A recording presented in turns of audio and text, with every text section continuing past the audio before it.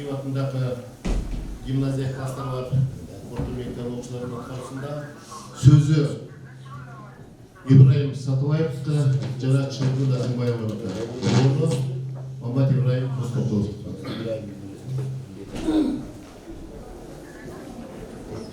Ким билиптер кырсыктарын ойда жок.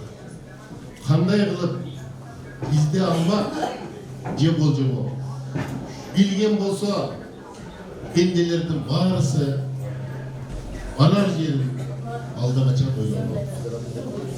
Агай дешип балдар ээрчип артынан асыл эле жакшы мүнөз каптаган аттың өмүр бул жашоодон өссөң да айланабыз агай деген атында. Кеттиң бирок атың калды китепте. Кереметтүү ыр кептериң тизмектеп. Кадырыңды билген жандар өтө көп. Китебиңди сактап алчу реттеп. Жактырбадың ушак жала жапканды. Жашырбадың ак мейнеттен тапканды. Жашоо үчүн байлык артын ээрчибей, жакшылыкка үндөп келдиң жаштарды. Саламатсыздарбы, урматтуу меймандар, жана бүгүнкү аземдин катышуучулары, урматтуу кадырлуу меймандар, жана поэзия көрөрмандары. Арабызда аз жашаса да саз жашап, өмүрүн мамлекетибиздин өнүгүүсүнө, билим берүүгө арнаган өмүрү өрнөк инсан, замандаштарынын, туугандарынын, жора жолдошторунун, кесиптештерин жана келечек буундарынын өкүлдөрү болгон жаштардын, окуучулардын арасында өзүнүн кичпейилдүүлүгү, жөнөкөйлүгү, улуу адамгерчилиги, чыгармачылыгы менен айырмаланган, биздин сыйга татыган Сатыбаев Ибраим агайыбыздын араңарда китеби жок акылдар аттуу китебинин бет ашарына жана Бөжөк Бейгиев атындагы гимназия класстары бар орто мектебинин информатика кытманасына агайдын атын коюуга арналган аземине кош келиңиздер. Ары Токонбаев айткандай, өмүр бизден өтүп кетсе, эл эркектин эскеси демекчи Сатыбаев Ибраим Момушевич 1958 жылы 2 мартта Ош облусунун Каракылжа районунун Ылайтал айылында жарык дүйнөгө келген. 1975-78 жылдары Ош мамлекеттик педагогикалык институтунун филология факультетинде билим алган.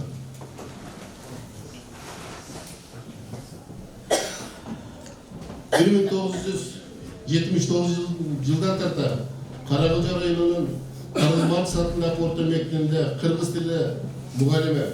1984 жылы Каракылжа райондук билим берүү бөлүмүнүн инспектору. 87 жылы Каракылжа райондук аткаруу комитетинде инспектор уюштуруучу болуп эмгектенген.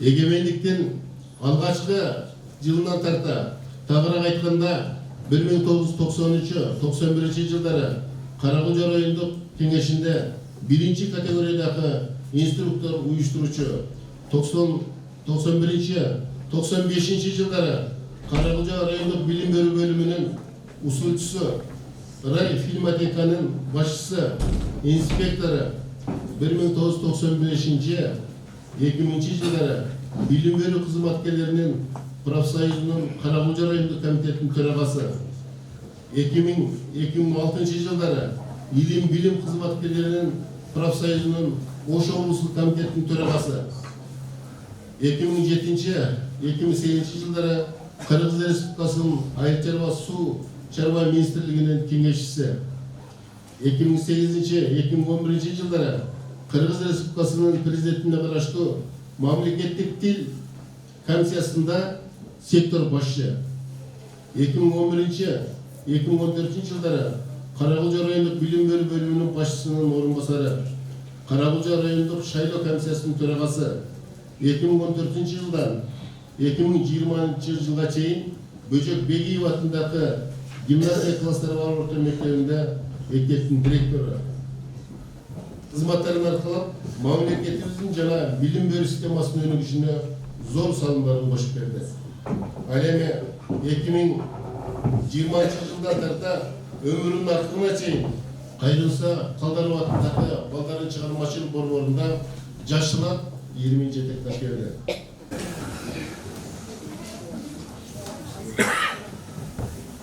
Өтпөстүк дегени эле иштерин калды бириңе. Өчпөс калды артыңда көп кызмат кылат жериңе. Тирүү жүрсөң калкыңда дем кошулмак демине. Ошондой асыл адамды оп таппай турса эмне. Анда азыркы сөз Оштогу достордун атынан Кыдый Каныбек агайга, ошондой эле Ибраим агайдын курсташтарынын атынан Жамиловге сөз кезектелди. Келиңиздер.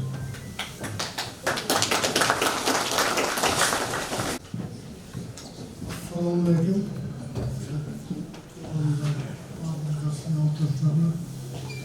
Bizim atağa, ılka, katılıp, büyük elinde hizmet kılan şu dostluğumuz yüreğinden kolumuzu oturuyoruz. Yendik yolu şu tanıdıkça mezgillerde boş alında işe düşürmelere bağırdık. Bilim yeri tarafında en yakşı hizmetin atap gelgen. Ошондо биздин ушул жакшы мезгилдерде ошол билим берүү тармагында көп жерлерге ушундай салуу кошуп ушунчалык жашап ниет менен иштеп элге көрүнүп баардыгы чын дили менен иштеген инсан ошол инсанды ушунчалык эмесин балдардагы баардыгы ушул жакшы көрүп Ибраим агайыбыз деп сыйлап урматтап ушунчалык жакшы ызаттаган күндөр көп. Андан кийин камбактарда иштебесин ушунчалык жаш элдеги окуучуларга ошо баардык кыргыз элинин адамдарына чоң салымын кошуп ушунчалык ыраазы Bunu hiç katan yen unutmayın. Yendin kadrında uşuncal yetken adamı. Uşuncal yıllarda şu turup oturgan yerinde yazıp uşuncal narverle bağırdığını doğulan insanlar. Biz dostumuz uşuncal jakşı mezgillerde, jakşı günlerde uşuncal bu sıyımında biz tatlı dostlarla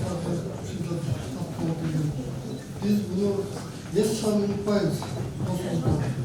Uşuncal daha yaşayıp bunun yılları, kitapları, jakşı bunları baldarga terbiye olmak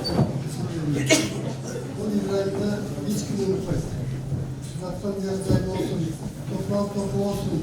Daim uşağıtlar olan şu ballar, kızlara, yaşlıların, kızlarından ömrün bağlı değilmesin. Buna yaşın şu zamacaksa, kanca, gençlik kızlarda şu zamacak, boşta, kavram cennet istegen, şu zamacak ömrün olsan, adamlar bir daha katılmıyorlar, şu zamacak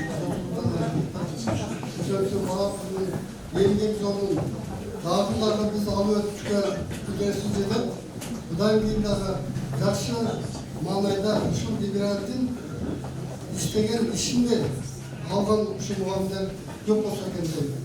Ошон үчүн ушунун өмүрүнө башка жакшы немелерди атап кетебиз. Рахмат ушунча İbrahim'in жаткан жери келебиз.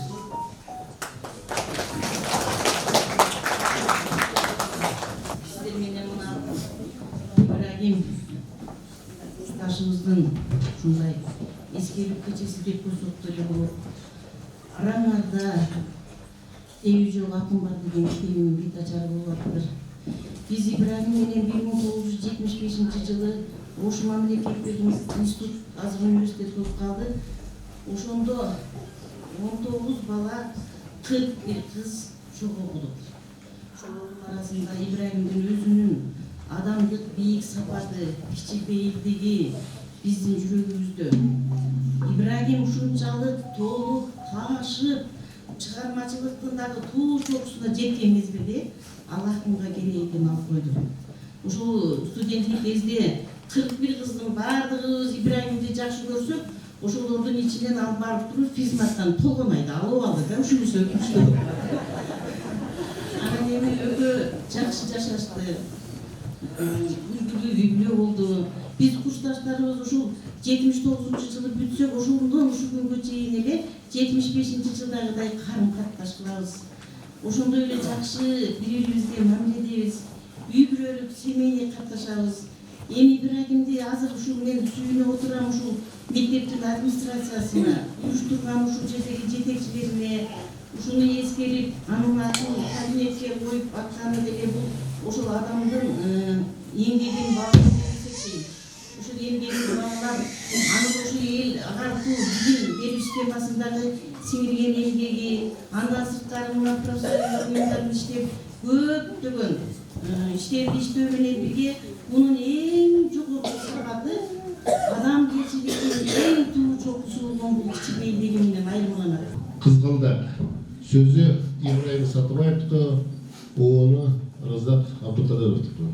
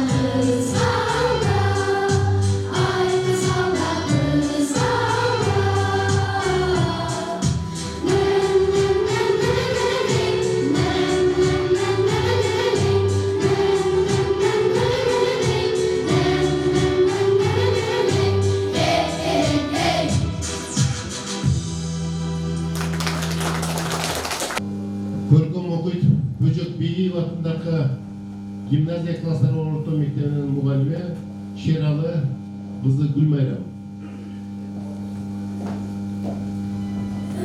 Туу көтөрүү чексиз билим ураны, адамзатка тартуулаган мугалим, сыйлык таңгын ак кесиптин ээси сен, мен өзүмө таазим этип турамын.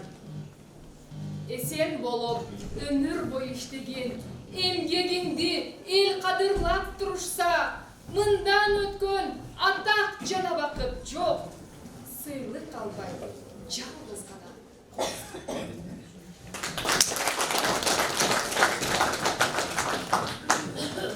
Арабылжан сөзү Ибраим Сатыбаевдики, Бөжөк Бейгиев атындагы гимназия класстары бар орто мектебинин окуучусу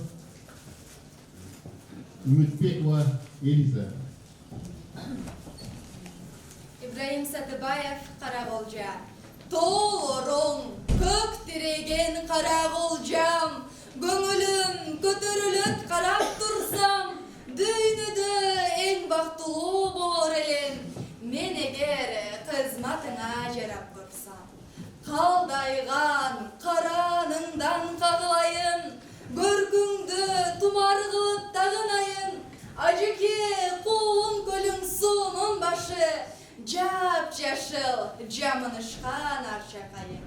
Береке чачып турган куттуу талан, бактымды эмгек менен сенден табам. Бейкуттук койнунда өкүм сүргөн, башталат бир өзүңдөн бүткүлө алам.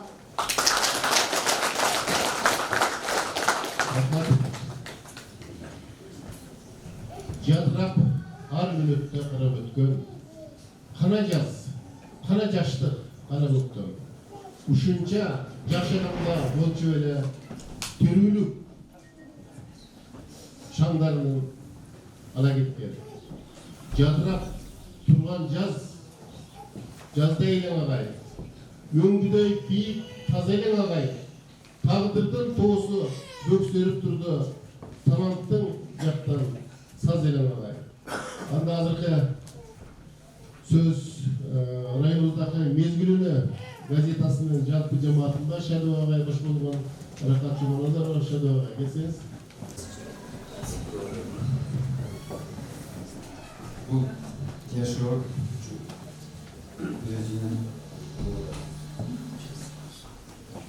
özünün yaşlarının soğanıcı yürekli sıcaktan anan yaşlarına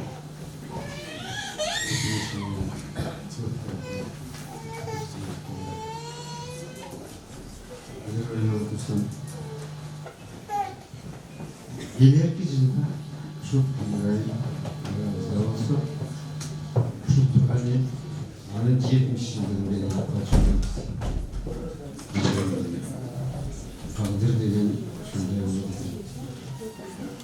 Şunday takdirde yıra öğretirmen jigitenin mesele. Şu bolanı men Göktöy'de mektepte işlegeninden gidip görüp жүрүp şunçalık bana yakın sezilip kalgan eken bir 2-3 juma görüşpey kalsa je telefonu süйлөшпөй kalsa men жоктоп калатым. Бул өзү süйлөшкөн кишинин көңүлүн ачкан, шерин жазган. Көрсөң, булардын чыгармачылыгынын канчалык эңгеги бийик экендигинин ulan ошондон келип чыккан өзүнөрдүк эреке. Баарыңар билесиңер, кийинки 4-5 жылдан бери апасы жөнүндө ыр жазмай, анан аны келсе дагы улуттуу болсо да болбосо да чампалап, оончуга да бербей, өзү оон жаратмыш болуп алып, ырдаган апа жөнүндө kançalıklı. Günde olmalı birlikte. Ben oturup İbrahim'in şu düş degenlerin şu yılların yüzüne uşuların yazganda düş mezgilde çalıp kaldım. Yerden Chicago'dan çalvardı. Şunu yönettim. Bir yaşlap oyunumuzda yapıyorsunuz. Aldım. Hatta açıp ayağına çeyin okumayınca şaştım. Şaştım da bana ne ettim. Ayrıca oyunda olan nesini rahmat dedi.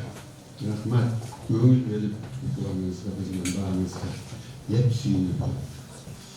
Ben de şu birde şunu özün ayıklarından alıp okulanım. Özü ruhuminen bağların değerlerini kurdu. Özüsün, alemi anı bilgenler biz gönderdim. Bilirsin,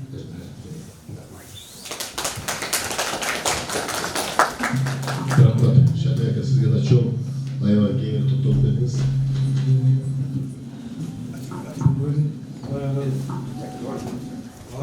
İbrahim'in çıkarmacılığı üzerinde orada şimdi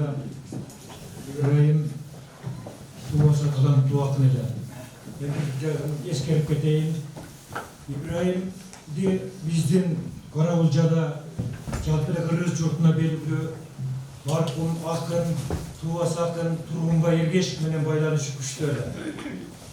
Тургунбай Эргешев менен кошо жүрдү. Тургунбайды устатым деп айтып койчу эле. А Тургунбай өзү Ибраимди устатым деп койчу эле. Ушу мындай талант чыган таланттар бири-бирин ошентип атаганын өзү ырдын кудуретинен билет окшойт. Анан айтып атпайбы Ибраим бир ырында айтат. Тургунбай Эргешевдин образын өзү мыкты урматтаган образын бир эле сап менен берип коюптур. Эман барды да айтып отурбайм. Азыр дейт бир китебинде винолор жок дейт, Т. Эргешев жуттанган дейт. Чынында эле Т. Эргешев жуттанган винолор союз менен кошо кетиптир да. Анан Ибраимдин бир мыкты касиети бар эле. Үр дегенде уктап турган жеринен тура калып, анан шакирттерге өтө көңүл бөлчү бул. Өзү ыр жазган Карабулжада канча жаш таланттарды тарбиялады. Ошолордун көпчүлүгү миллион шакирттери азыр Кыргызстанга белгилүү акындар.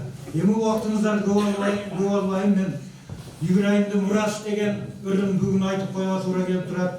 Ошо ырында айтып атат да, түбөлүк сапардамын түгөнбөгөн тагдырдын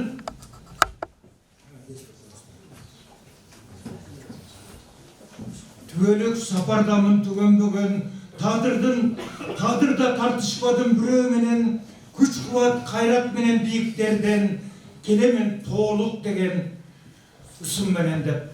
Ушу Тургунбай жөнүндө айтып келатып, ушу артында өчпөс из калтыра алды да биздин досубуз. Бир загы эсиме түшүп атат, бир жол Карабулжага келип калганда биздин агабыз маркум Сооронбай Жусуев менен кошо болуп калдык. Дагы досубуз дагы ошо эле абдан жакшы тааныйт экен да Сооронбай ака. Ибраим, сенен мыкты акын чыгыш керек эле. Десе ошондо айтып атпайбы Ибраим? Китеби жок акынмын, балким бир мезгилде чыгып калармын деп. Бирок чынында эле поэзия, кыргыз поэзия көчүндө Ибраимдин аты унутулуш болуп каларына мен ишенем. Мына сиздер келип окурмандар, ушунча окурмандардын жүрөгүндө жашап аткан Ибраим түбөлүк жашай берет деп ойлойм. Жана эң жакшы адам мен.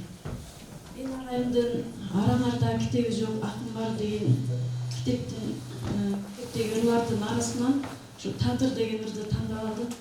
Ошолорду сиздерге берсем. Тагдырдын татаал жолу тар экенин, билбестен жолугуппуз жароо керин. Айруу жол экөөбүздү бөлүп салып, өзүң менен кошо кетти алуу демим. Уялып, ысык сезим кайталангыс. Убада эртең эле жолугушмай, таң ата кыйылышып таркаганбыз. Түбөлүк анан калдык жолугушпай. Жөнөнүп жыттуу жидек бурагына, турганбыз махабаттын гүл багында. Армандуу боздоп турган ошондогу дагы эле сүт агымы кулагымда. Көрүнбөй көздөн оолап башкалардан, болгону баштан калар ташта калган.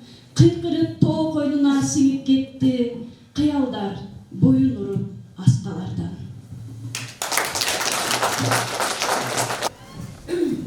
Башкаларга жөн эле санатыбыздар. Биз жашадык мына быйыл 30 жыл. Экөөбүзгө аз көрүнгөн бул мезгил, бирөөлөргө узак жашоо фокус болуп. Башыбыздан нелер гана өтпөдү. Жакшылык да, жамандык да өтпөдү. Толкундарга берип нечен туруштук. Биздин кеме кыйрабады, чөкпөдү. Канткен менен чарчурт эткен мүнөзүң. Кыйын кезде токтоо болуп жүрөсүң. Бардык ишти жети өлчөп бир кесип, бардыгына чыдап келген жүрөсүң. Найза кирпик уйкусуз таң аттырып, сыртка чыкпай, көөдөндөгү бакырып, сабыр менен жеңип анан келесиң, коюнуңа аяламды батырып. Көп нерсени жазылбаган ырымда, кечип келдиң. Жашырбаймын чынында. Жетелешип, келатабыз ээрчишип, эс калтырып, ушул улуу кылымга. Кудай берип, куп жарашып дегеле. Күлкүлдөгөн бакыт тура небере. Экөөбүзгө мындан артык бакыт жок. Мен чоң ата, сен балбайга чоң эне. Башкаларга жөн эле саноотуздур. Бирөөлөргө узак жашоо окуспул. Өмүр берсе, дале жашай беребиз. Мындан ары дагы 2-30 жыл.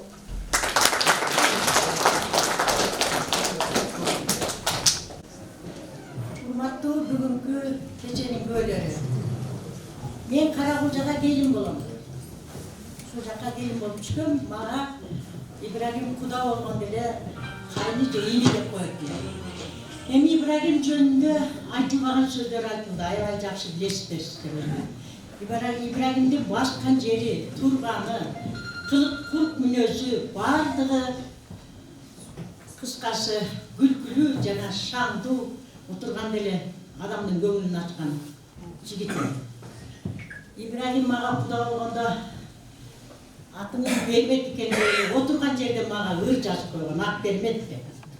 Эми кыскасы Ибрагимдин чыгармачылыгын, иштеген ишин мына баалап, ушул мектеп жана ошондой область баардыгы колдоп, ушундай китебин чыгарып, мектебинин атын коюп жатканы аябай бизди кубандырат. Себеби өтүп кеткен инсанды ушинтип эскерип, белгилеп турганы мен өзүм инсан мугалим катары жакшы баалайм. Ибрагимдин эмне демек элем, мен өзүм каалоом. Ибрагимдин жаткан жери жайлуу болсун, топурагы турку болсун. Бай чечекей жайрасын, башында булбул сайрасын. Гүл кайыр гана гүлдөсүн, башында көкөк үндөсүн. Ибрагим эгерде чын дүйнөдө жашап, биз жалган дүйнөдө жашап атсак, чын дүйнөдө оодарылып алып, ушул кудагыйларым, бир туугандарым, жана ошондой эле мени колдогондор колдоп жатат деп билип турса, Аллахым Кудай мага жеткирип, Кудай рахмат кылсын. Жаткан жери жайлуу топурагы торку болсун. Ассаламу алейкум, урматтуу коноктор. Өмүрүбүздөн өтүп кетсе, элибиздин эске деген сөздүн дагы дайын катары болду. Анан кийин элибизде дагы жак сөз бар. Жигитке жетип түшөнөр алып кылат деген. Ибрагим агабызга баардыгы жашап болчу. Охотник да болчу, балыкчы да болчу, баардыгы болчу да. Мен сиздерге эки сөз айтып берейин. Районда иштеп турганда республикалык айыл мектептердин арасындагы Ароосуна деген болот экен. Ошого биз райондон келип даярдап калды биздин мектепти. Мына биздин мектеп районго барып, областка барып, республикага барып, Ибрагим агайдын даярдаган күчү менен, ошо кишинин сөздөрү менен ошол деген экинчи орунду алып калды. Айылдык мектептердин арасында экинчи орунду алды. Анан жюрилердин бирөө чыгып айтып калды, сиздер биринчи орундан эле орундатканбы, бирөө экинчи болуп калдыңар дегенден Ибрагим агайдан сурап да. Эмнеге биз экинчи болуп калдык? Садыков нарындан да биринчи болуп ошолор алыпты. Сен Садыков мен исте экен. Экинчиси ушу мектепте иштеп жүргөндө Расул келчи, мына жерге кайсы көчөттү түзүп болот, кантип жакшыртсак болот. Мынаны сиздерге аяга кеңеш этелик да. Кеңеш анан кийин мектепке да көп жерге көчөт эгилди. Анан эң негизгиси мына төштө өзүңүздөр байкасаңыздар, төштө бир 5 гектар жер бар, 5 гектар, 3 гектар ушундай жер бар, 4 гектар. Ошол жерде Ибрагим агайдын демилгеси менен көчөт эгилип, ошол жерде тозулган. Азыр каратышат, эми баягы сөз бар го, жакшы адамдан бак калат деген. Ошондой сөз болду. Ибрагимдин небересин аткарсын да, уулдар.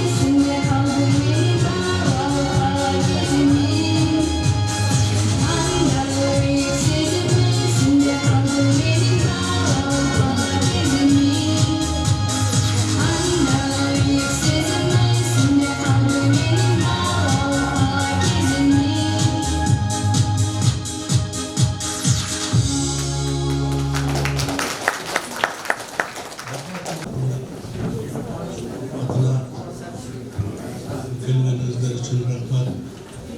Atalan bu nasip kılıp şu bilim diyor ben bilimin arkasında günümüz жақсы авторитетте жақсы нерседе башы көрінген адамдардың қатарында жүрді. Алла Тағалам ömrümüz қалып қойған екен, арамыздан кете берді, артық айрылы болсын. Şu жасаған işlerin, жазған ырlарын басып шығарғанда біз қуанып тұрамыз. Әрдайым артық айрылы болсын, Allah'ın ömrü uzak olsun, el içinde ata bilinsin diye.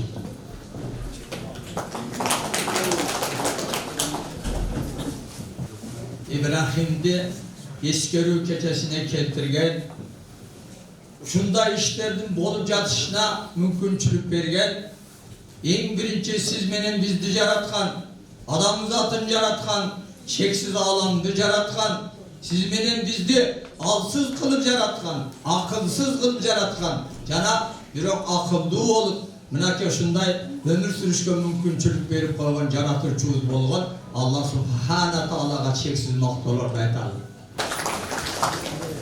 Assalamu alaikum. Hurmatli бүгүнкү кече катышуулары. Мен İbrahim'in 4-5 yıl işleşip kaldık mektepte. 78 yıl ötüp geldik. İbrahim 79 yıl ötüp geldi. Başlaştıklar bizden bir klas kiyim bütkö. Nerede klastaşlar oturar. Ben İbrahim'de aytaylı degenim ağırlığına Rasul aytıp ketpedi, köp kurdu de. Köp kurdu talant bolçu. Toylusu toptondağı pirimge pasovşik bolot ele, arkasına men kete delemir. Mına oşondo dagы kança жерде мелдешти утуп жүрдүк. Андан кийин тамаша көйлөгү. Мен бир 2 эпизодун айтып берейин. Жана анагы Jamil aytып кетпеди. Бизди карабай Толгонайды карап кетти деп.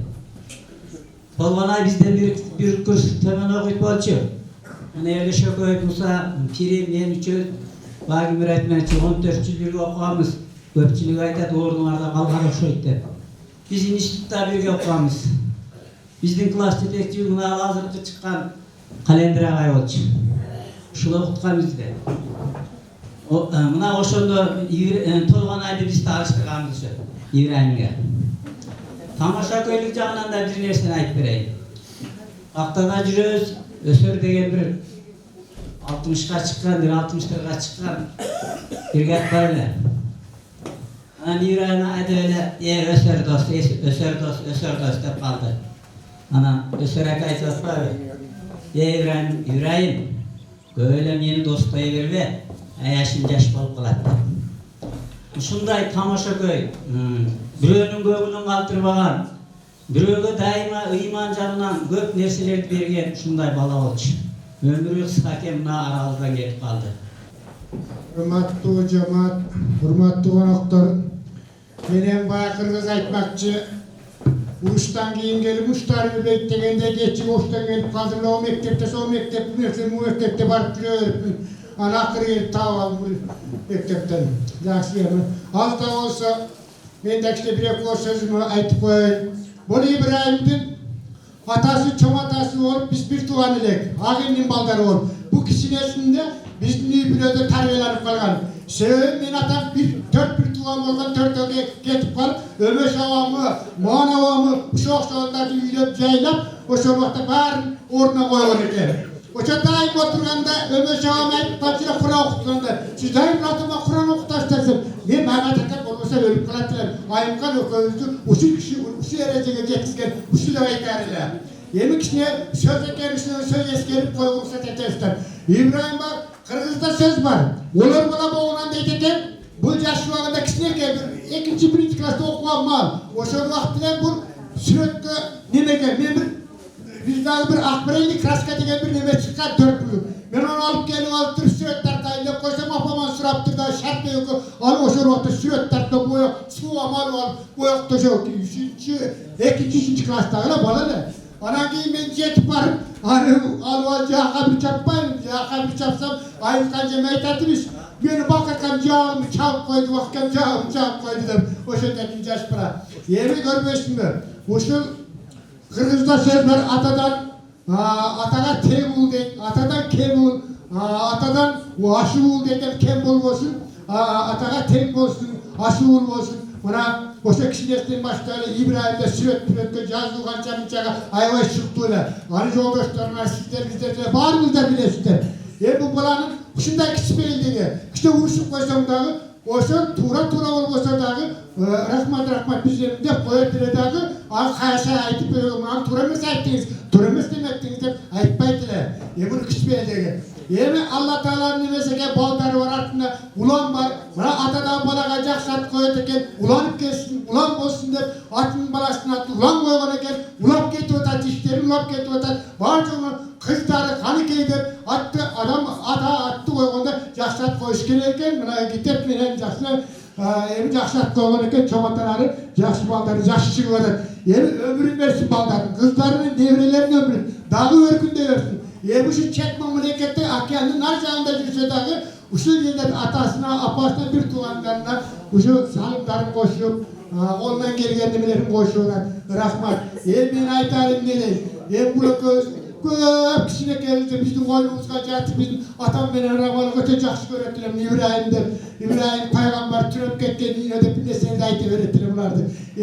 Rahmat şu sizler şu İbrahim dinlemesi yoktu. Bağırınızdan kaçışıyorsunlar. Rahmat bağırınızdan. Sizlerin daha yüreğinizde vakit alay olsun. Baldarlar şunday çıkıp, öğren çıkıp. Buna biz atağız, enevimiz bir gazetin betine yazıp çıkarılmayız. Jaksınlar işlerini atağızın. Rahmat kitap yazmışınca elge yurttuka bağırına tanıştıklar falasına çok rahmat. Ömür uzun olsun. Vakit alaylı olsun. Rahmat sizlerine.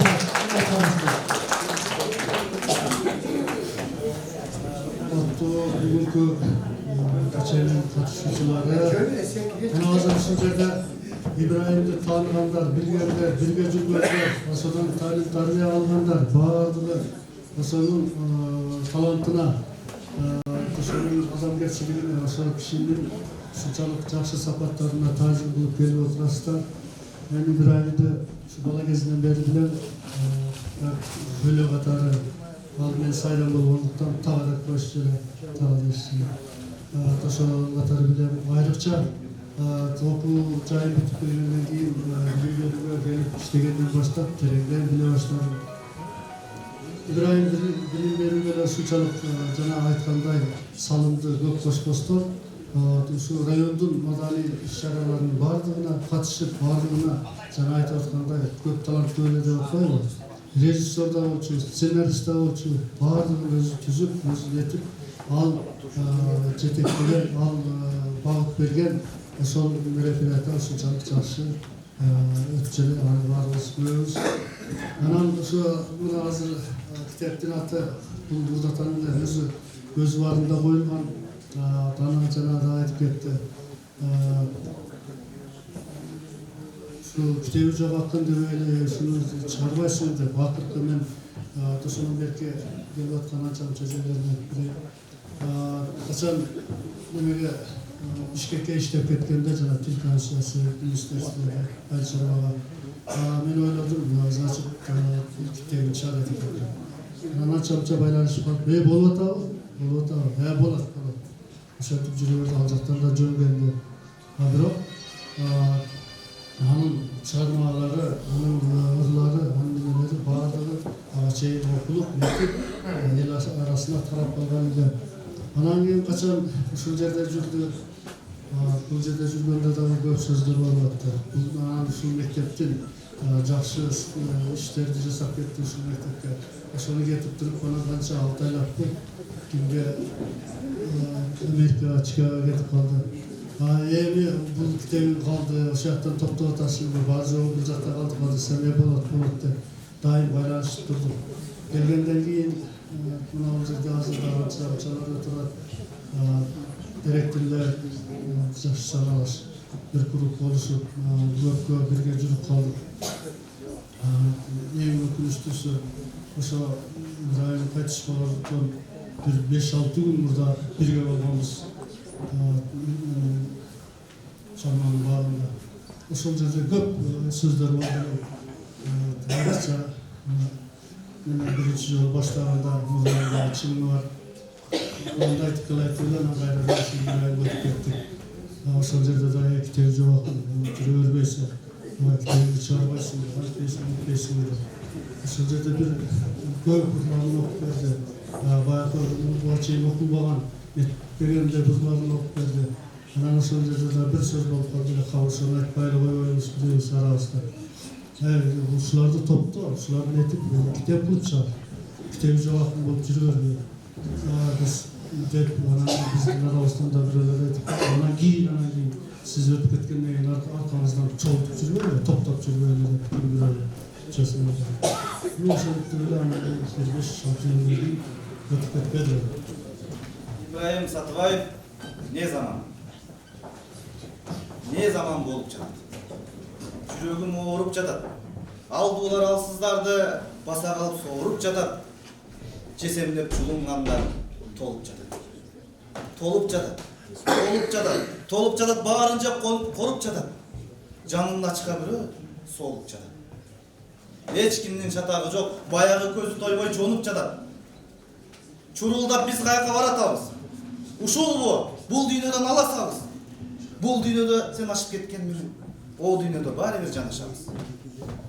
О кыргыздар, биз кантип баратабыз? Элдики деп ким айтат депутатты? Бийлик менен байлык үчүн умтулгандар, талаптонуп бүт баарын кымтыгандар, эл алдында өлүмүш болуп алып, бир бутуна калп эле сылтыгандар. Депутатта бийлик талаш, байлык талаш, мугалимде, доктурда айлык талаш. Сабатсыздар жетекчи болуп алган, парламентке баш кесирлер толуп алган. Огородко эктиргениң жөн жедирбей, алачын чыккан. Жадайсың, паракордон аксыңдардан, митингден, пикет сүрмө ак ташкындардан. Жаныңда кошо дайым ээрчип жүрөт. Ичитар, ушакчылар акшыңдаган. Кана сен, өйдө турчу. Кеп айтам көңүл бурчу. Мен чынчыл боломун деп, кыйкырып даңкога окшоп, жүрөгүң сооруп алып, элге сунчу. Эрдик кылчы.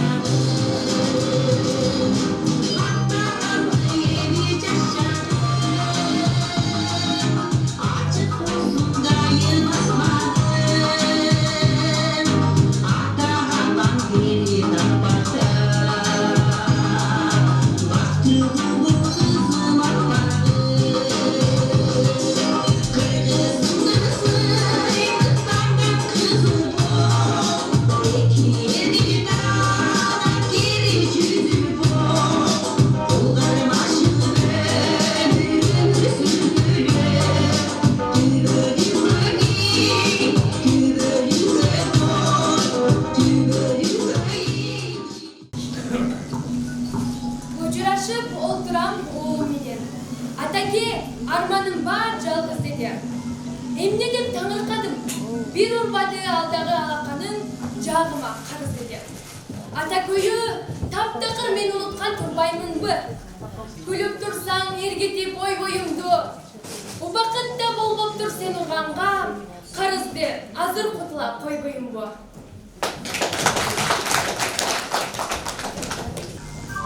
Құдайым насип етіптер ұшуларды. Көрдім мен Мичиганды. Көк тіреген көк үйлер тізілішіп, көлден шыға қалғандай ұшырады. Іссық көлдөй мен көлді кезіктірдім.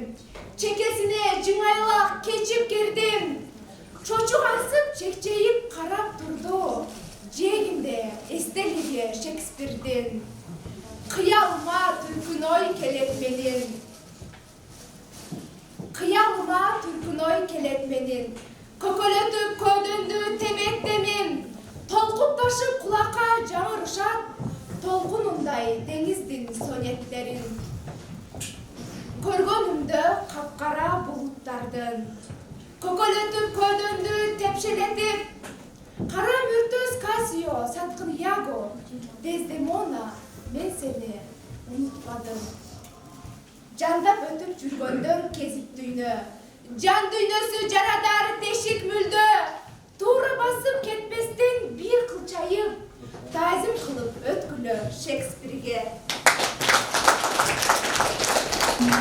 Мен дағы шул кичинебизден, шул энебиздин önünde жатканда башка болбосо башчылар чогуу болду. Жана ажайып айткандай адам бул жалган дүйнөгө келгенде жылаңач келип, анан ар бир адам өзүнө эстелик тургузат экен, өзүнө кадыр барктап экен, өзүнө ушу атак наам алып келет экен. Мына Ибраим ошол бул жалган дүйнөгө келгенде ошо кичинекей наристеден тартып бардык өнөрлөр мына абалары айтты, туугандары айтты, башкаларына бирге окуган курсташтары айтып отурат. Мен ошол бул Ибраим кайрылбаган тема жок. Көп кыртылуу жөнүндө айтылды. Мен ушул Ибраимдин китебинде ушу Мусага деген өзүмө арналган эл бар экен. Бул бир эле Муса эмес, мага эмес. Ушул жерде тургандардын бардыгынын аттары жазылып да. Ошон үчүн ушул өзүмө жазылганды өзүм окуп туруп, анан ошол жерде башка жеңелерине, башка туугандарына айтылган бардыгы камтылып да. Мен баягы апандыдай бол өзүмө жазылган аркылуу мына досторума да жеткизип коеюн деп атам. Ошо биздин балалыгыбызды, ошо лайтала өрөөнүнүн табиятынын өзгөчөлүгүн, ушунун баардыгын чагылдырган. Бул жерде мына Чыныбек жөнүндө азыр уксаңар күлөсүңөр.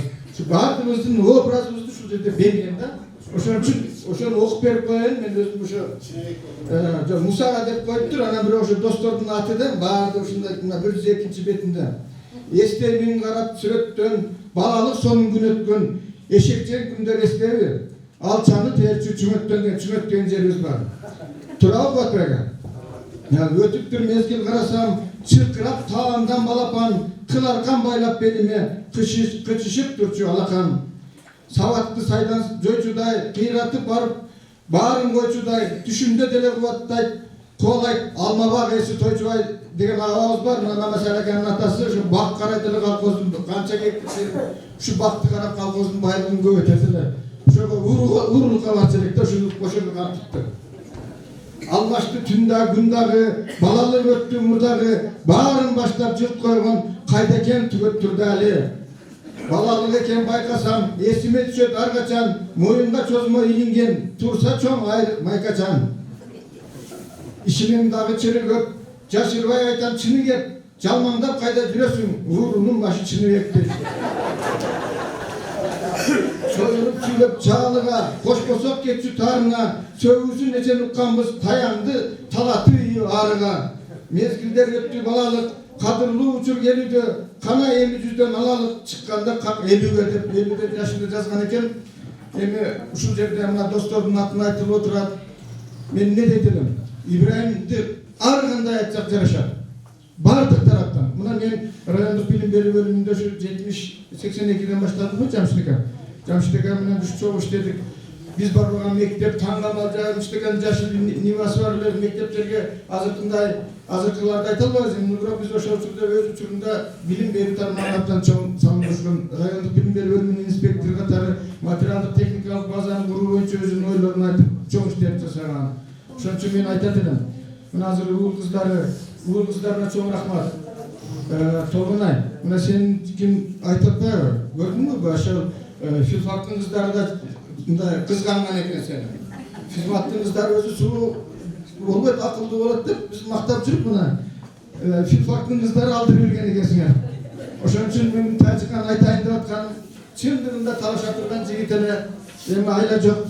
Uday talaga şu çim dünyası bersin. Mına havalar oturuşat. Bartığımız şuradan tileyimiz. Ne dekelik janarı düşüm degenler tutkanda ne dekiyon uylagan. Oşun için ben beyişim versin. Bala çakasına жақсылықтар болсын. Şu ата-аналардың кейінгі өмірі, мына кейінгі жаңа ажайларға айтқанда кейінгі өмір сүріп жатыр. Мына жақсы адамдың өмірі енді бастап жатады дегенде Ибраимдың өмірі Құда қаласа көп жыл мына сіздердің елесіңерді, біздің елесімізді ешқашан ұмытпаймыз. Şu İbrahim'дің үйлесіне бақытты талайларға жақсылықтар болсын. Құрметті жиынға қатысушылары, мұғалім адамы көпшілік болады, оқушылар болады. Мен İbrahim'ді Алла Тағала жаратты, Алла Тағала алып кетті. Қары жасына, жаман жасына қарап өткен İbrahim'дің басып өткен жолындағы қылған емгегін біз классташ қатары, бірге чоғайған құрдаш қатары жақсы білетілі. Бұрын Тұрғынбай Ергешевтің ошон жүрді отпай, ошонun bir ürü var. Buyuğa benim bütün eken yer şarıdır. Gördünüz mü? Bunların kitabındaki aralarda kitabıcak akım var degen sözdün bütündüğün uşun kitapka yazılan hırları, adı hırdavatkan hırları, oşonun teksti sözünün bulgusu tasıklatır. Gördün mü? İbrahim'in azırkında or bala çağında çük oynayan, Amurluğan'ın ayıpbayla oşon hırdalvatkan hırları, oğunga salgan tekstleri oşonun içinde sözdün bulgusu azırkına ayıplatkan sözden var, kaptırtılar. Bu kitap çıkarmasında da uşak Kırgız yazıcılar sayılında oşonun bütündüğü uşun menen esevi varkenin 100 akınbazı 101. akın ekenin tasıklatır. Ben bir gana nerseni aytarım. İbrahim'den baskan yolu, adam gerçeliği, klastaslarına, elge yurtka, işlegen yerde, kvartal hizmetkerlerde, sayede, konduklarda özünü çıkarmasını yönde ayıp geçti. Alttan Jönököy, Jat görmez, hazır Jaman Jaşı'ga özünün mümküçülük oldu iş koyuna girip, oşonu bir güldürüp, yolundakandaydı bir jakşı idelerini aytken hareket kılatır. Buna jakşılar uçurlarını, acel degen, ömür degen, uçurlarını degen alıp gitti. Ben buna hazır oblastlar geliyor, kursdaşları, başkaları aytı atmayı var. Ayrıca buna reyimdik, bilim veriyor. Mektep direktörleri geldi. Buna sizler o şey İbrahim'de kurup söz buna maktavastan her bir mektepke yazılgan ırları yönünde, kılın ötken işleri yönünde bir tane klas açıp oşan yaşlarga, urpaklarga bir tasir kalında boluş gerek. Bu söz hazır aytıldı, özümüzü maktavatamız.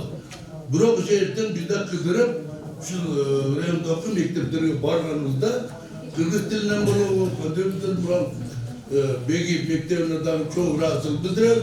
O saatini koyup bırak bir yerde direktör işte bırakında ben aralaşıp dendirge kaçıp koş degen jakşı bilen koşa balanın nerede İremok'ta boyunca şu körkümde boyunca çöngüm var orada.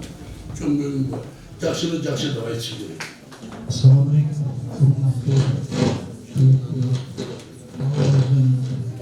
Çarmıhçılık Eskeri Büçesi'nin kazanma konukları. Hoş geldinizler. İbrahim sizlerge amançılık, tinççılık, yürümüldürüyorlar bakvat yaşawa tamamlasın. Aka özünde vaazınızda aytıp ettiğinizde 6 kişinin ana uşu bulunduğu men 3. yolu cenazasında bir jakşılığına koyup jakşılığına ayttınızlar. Жылдыр Eskeri Büçesi'nde daha uşu bir çoğu esperantolu jakşılanışları jakşılığına ayttınızlar. Bugün daha çarmıhçılık gecesinde jakşı sıfatlarını aytıp köp ettiğinizler. Kudayım şu sizin aytkan tileklerinizdердин aytkan tilekтериңиздерди кабыл кылган болсун. Аллахым ошол aka өзүм жаткан жерде топурагын торкоп жаннаттан орун берген болсун. Адам баласы төрөлгөндө, энеден төрөлгөндө жип-жалаңаш периште катары таза төрөлөп турбайбы? Пендечилик кылып өзүбүз Алла Тааланын көргөзгөн пайгамбар өкүм кылган пайгамбарлардын тартипте жашаган болсок, ушу жакшысын жакшы өзүбүздүн тандообуз экен эми. Жакшы жолду тандасак, жакшылыгыбызды эмне менен, илим билимибиз менен, чыгармачылыгыбыз менен, өзүнүн кылган амалдары менен жакшы абөнөт экенбиз. Ушул нерселерге сиздер күбөйүп айтып атасыздар, ушу биз ойлоп көрүп, şu az yaşa vergenken bir az yaşaptı. Ağabızdı, fiillerin eskermesinden biz tavır kabul oturağız. Demi şeriatımızda daha girer. Adam insan ölgönden keyin amal defteri cavlat deydi. Eğer arkasında algan ilim bilim olgan bolsa, arkasında bandar kalıp kayrımdılık kılgan bolsa, amal defteri javılmaydı. Arkasından şu kılgan jakşılıklar için el пайдаланган илиминен, билиминен, жакшы амалдарынан, үй бүлөсү, балдары кайрымдуулук кылганынан ошо совап барып турат дейт. Кудайым ушу өзүнүн кылган бул дүйнөдө өткөзгөн жакшы күндөрүн, жакшы амалдарын, жакшы иштерин өзүнүн аркасынан барып турган болсун, жаннаттан орун берген болсун. Мына жерде уюштуу мектептин директору, коллективине Абдрасул кимде качкан болсо, Алла Таалам сиздердин кылган кызматыңыздан ыраазы болсун. Көңүлүңүздөр ачсын, рахмат. Ağabыз өзүнүн кичпейилдиги менен, элге кылган эмгеги менен, жана аркылуу таланты менен артына из калтырып кетти. Ağabызды биз эч качан жүрөгүбүздөн чыгарбай жүрөгү сакталат. Мен кыскалаада сүйлөп коеюн. Агамды мени көп шартка окушсун деп койчу да. Ошо окшошун деп өз алдым эле, ошонун жүзүн эле окуп берип койсун. Окшошун. Эстегенде унута албай тургонум, түскө келсе чочуп кетип ойгонум. Тура калып карай калсам, жанымда не болду деп сана тартып ойгонум. Ойлойм бирок өзүм токтотом. Аркасыздан мен сиз менен коштошом. Окшоштун деп элдер айтып жатпайбы? Мен да өзүмдү окшотом. Дагы бир жолу кутмандуу күнүңүздөр менен ортакта апалар, аталар, коноктор, ушул раматылык жездемдин бүгүнкү бет ачар китебине келип турганыңыздарга өтө чоң ыраазычылык билдиребиз. Жездемдин баардык жактарын айтып кеттиңиздер. Менде бир гана суроо болду. Мен жездемдей боло аламбы деген суроо. Эртең биз өтүп кетсе, ушул жездемдей эмгек калтырамбы деген ойлор мени бүгүн аябай ойлонту. Экинчиден айтарым, урматтуу карабулжалыктар, сиздер сыймыктанган акындар бар. Сооронбай Жусуев, Маркабай Аматов деген, мына ошолордун Тургунбай Эргешев деген, мына ошолордун катарына жездемден Ибраим Сатыбаев деп киргендиги менен сыймыктаңыздар. Ошондой эле ким кыйын дейт. Биздер Кыргызстанда билесиздерби, нарын, алайдан дагы эң биринчи карабулжалыктарды айтат. Мына ушул карабулжалыктардын кыйыны болуп жүрө бериңиздер. Ушул жездемдин артында калган эмгегин ар бириңиздер эстеңиздер, муундардан муундарга калтыра бериңиздер. Бар болуңуздар, сыйлап келип ушул жерге отурганыңыздарга чоң ыраазычылык билдиребиз. Мен кичинекей гана көңүлүңүздөрдү ачыш үчүн жездемдин төмөндөгү ырын окуп койгум келет. Карыз касапчы кошойго тамашалыр. Кошой деген коңшусу. Айланайын эр кошой, мамилеге кел кошой. Үйгө мейман келиптир, эттен тартып бер кошой. Кат жазган ким дебегин? Мен Ибраим элемин. Карыз болгон акчаны понедельник беремин.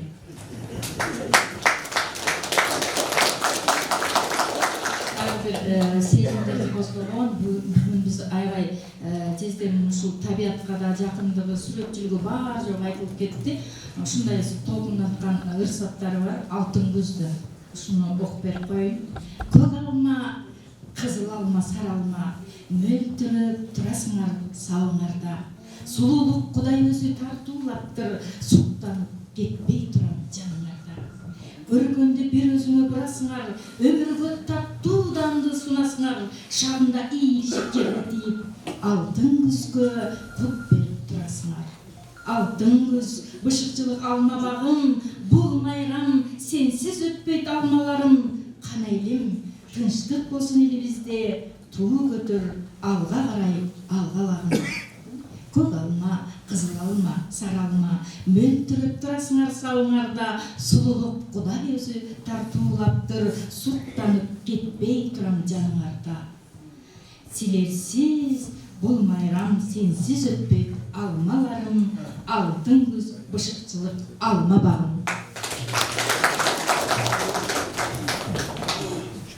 Урматтуу биздин Сатыбаевтердин үй бүлөсүн сыйлап келген биздин коноктор.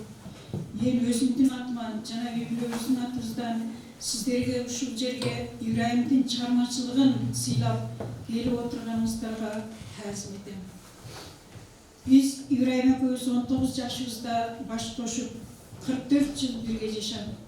Ошол учурда 3 кызды болдук. Анын тутунганыбыз 1 ур 3 кыз. Биз 44 жыл ичинде бактылуу жашадык деп ойлойм. Себеби биздин ушул кыздарыбыз мектеп жашынан тартып азыркы мезгилге чейин өз сүйгөн кесиптеринде иштеп, азыркы мезгилге чейин бизге атасына женесине бир наамат келтирген, жаман сөз айттырган жок.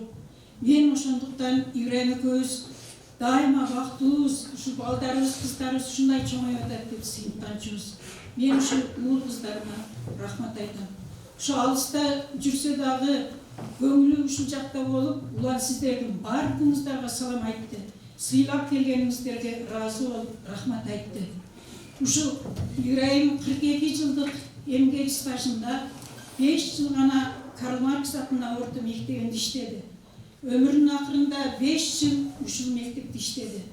32 жыл ушул кызматта жүрүптүр. Өзү айтып калчу эле, мен 25 жашымда эрте кызматка келип калдым деп.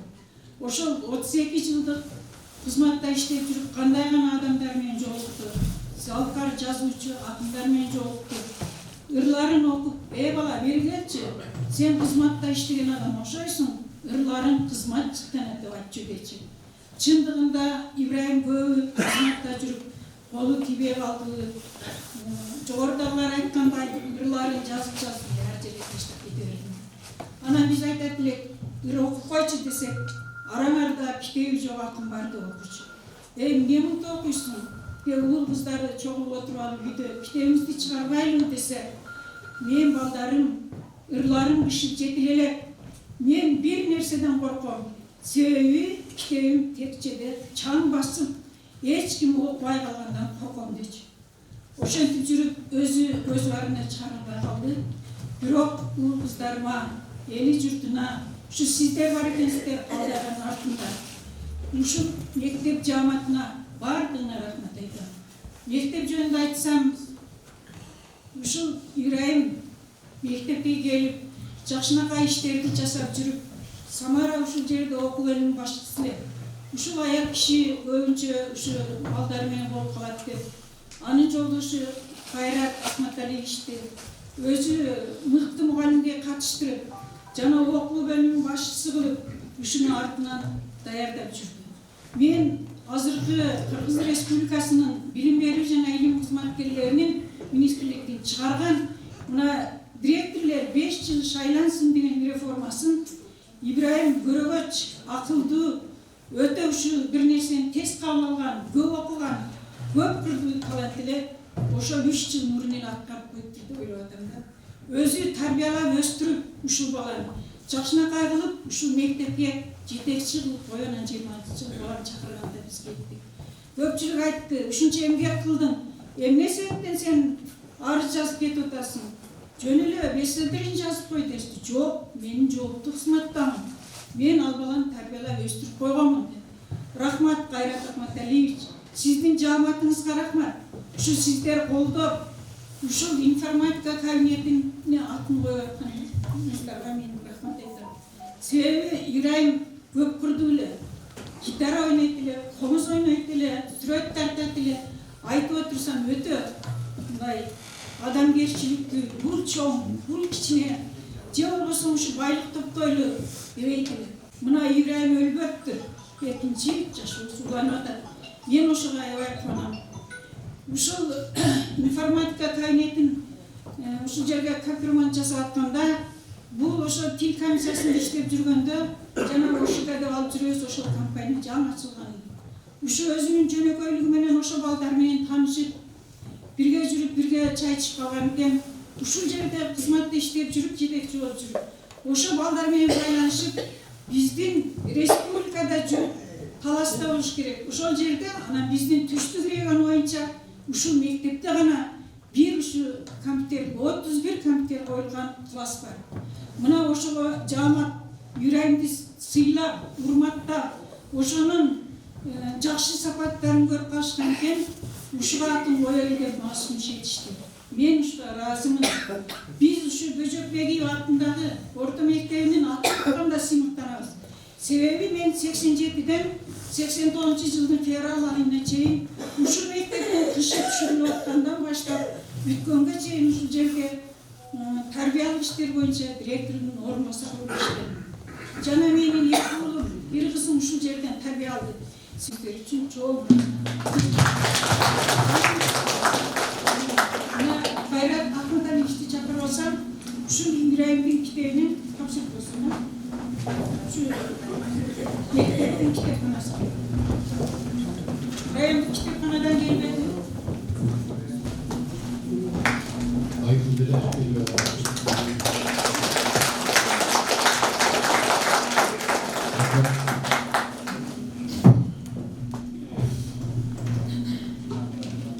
Assalamu alaikum. Hormatly menin ulkendeşlerim, agaylarım, ejekelerim, atamdın şu kiçinesinden çoğu öskön dostlarım, Ayşatalarim, ağalarım, bir tuğanlarım, ağa inelerim, hoş gelipsizler.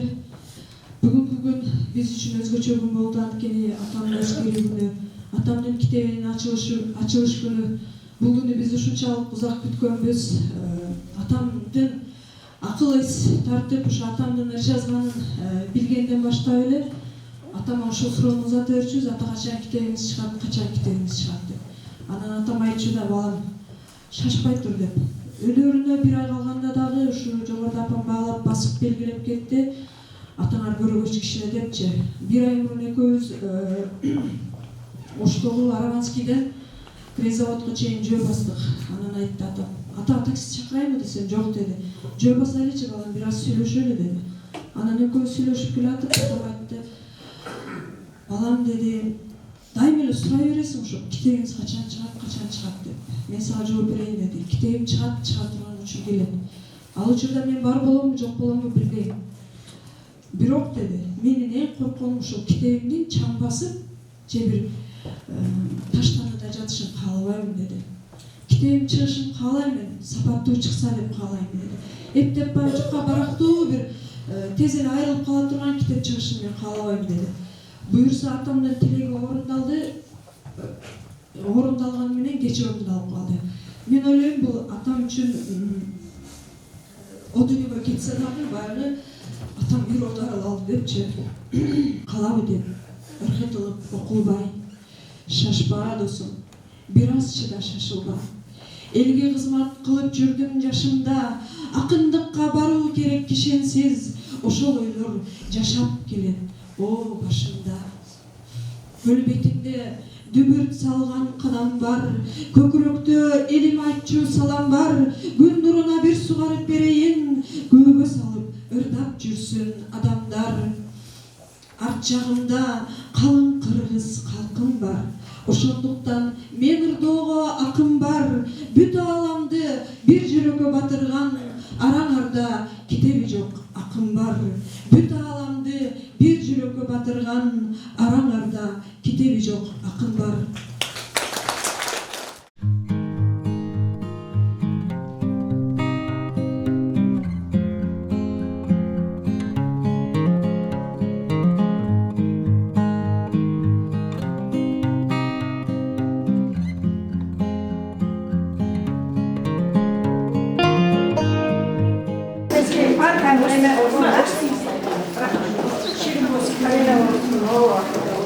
Arasında daim unutulmay жүрсүн деп ушул ишти өткөрүп атышсыздар. Сиздерге чоң рахмат. Ар дайым арты кайырлуу болсун, бала чакасы, эли журту ар дайым эстеп жүрсүн. Ушу уулдарына дагы, неберелерине дагы ушундай чыгармачыл адамдардан